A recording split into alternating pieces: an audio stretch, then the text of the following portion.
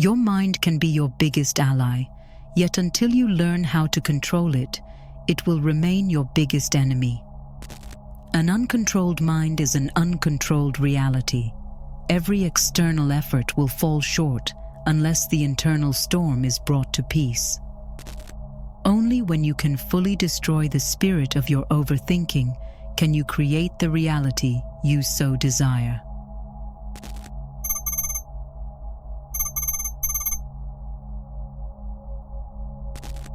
It may sound counterintuitive, but your overthinking doesn't originate from thinking too much. You are actually thinking too little. The root of overthinking is overaccumulation of unprocessed thoughts that you forced out of your consciousness, only to sink them deeper into your subconscious. For most people, it's a natural way of dealing with troubling thoughts: suppress, ignore, and forget. Yet unfortunately, it only fuels them more and more.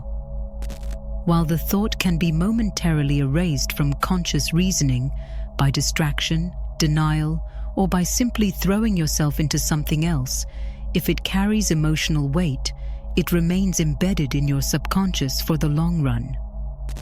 Left to rot in the subconscious, it grows in size, and when it returns, it strikes with twice the force. The more you resist a thought, the stronger it grows, and the stronger it grows, the more it influences your life. Every time a previously suppressed thought comes back at you, it hits your mind in a way that becomes harder and harder to suppress, and because of it, it begins to directly impact your emotional state. Every time that you find yourself unable to control the thoughts that flood into your mind, you descend into a deeper level of tension, anger, and eventually frustration that influences your reality more than anything else. The language of the subconscious mind is feeling. The moment you let a particular thought impact your emotional state, you stamp it on the subconscious, which steers your actions in physical reality. This way you begin the art of creating problems that wouldn't ever happen otherwise. Your emotional reactions begin to influence your behaviors in a way that you essentially begin to bring the scenarios you obsess over into reality. Your energy changes, and with it, your tone, posture, and the way other people respond to you. You start to overanalyze, hesitate, and make different choices. You unknowingly set in motion the very chain of events that turns your fears into facts.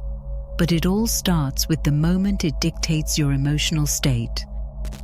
Every time you let a thought influence your frequency, you actually give it permission to influence your whole reality. The biggest problem is not the arousal of a thought in itself, but your eventual acceptance of it being stronger than you, giving in to its claws, and letting it get to your head. Unfortunately, this will happen every single time you try to run from any specific fear of your mind's creation.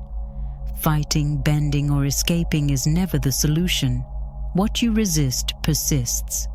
The only way to deal with overthinking is to face it and strip it of its power.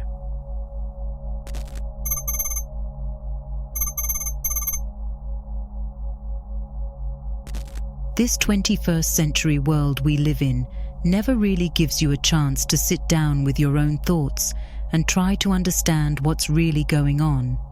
The fast-paced lifestyle keeps your mind overstimulated 24/7, with a ton of demands flooding in from every direction. Every troubling thought that surfaces is quickly erased from your conscious reasoning because you always have something else to work on, someone else to talk to, and something else to think of.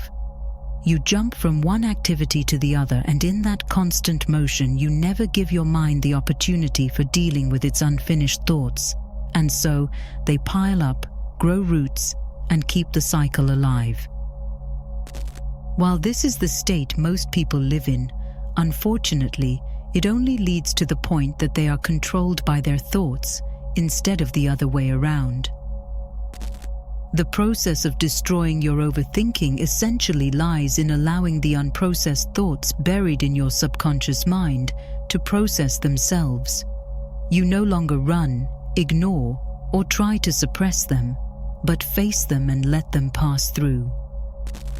Slowly, you weaken their grip until they eventually lose their hold over you.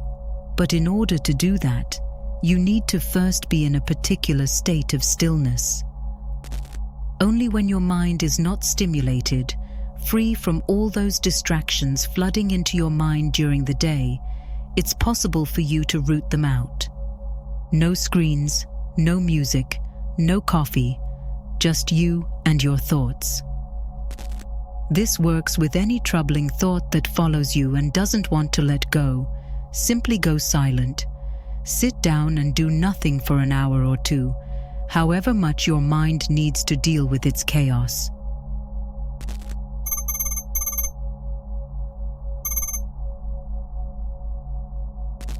Now, contrary to what modern spirituality praises so much, you shouldn't force yourself to stop thinking at all costs during this period of time, as it will only breed frustration. You'll only grow more agitated as you find yourself unable to suppress the flood of unprocessed thoughts that were accumulating in there for quite some time. The point isn't to turn away from your thoughts, but to sit with them and let them run their course. As you dwell on those thoughts in complete silence, you enter an entirely different level of consciousness. From reactive survival, you shift to neutral observation. You don't judge, engage, or wrestle with them in any way. You simply watch.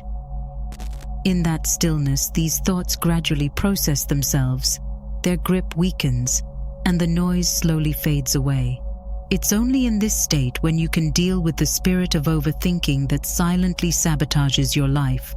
But it's also in this state when you can get closer to your desired reality than any time else.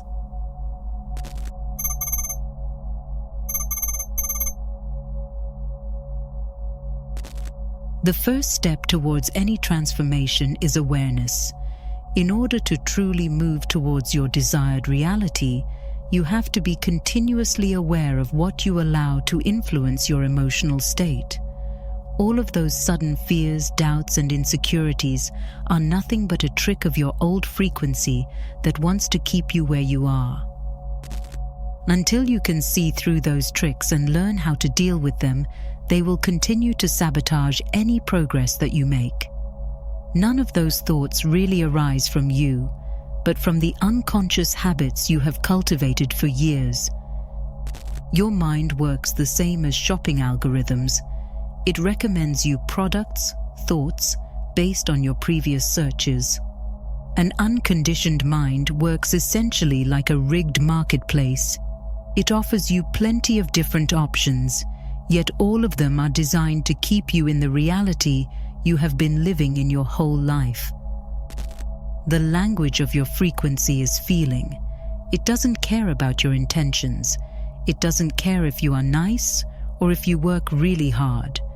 The only thing it knows is the emotional fuel you keep pouring into it.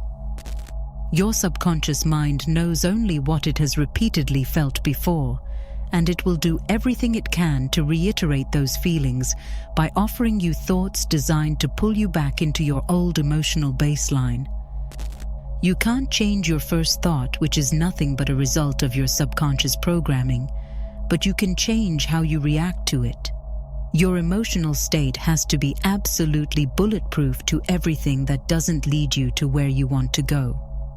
The source of your feelings must always come from within, and no external fluctuation should have the power to touch it. The physical world will never reflect anything more than what you internally project onto it. You can never outrun your frequency. It is the base and limit of how far you can go.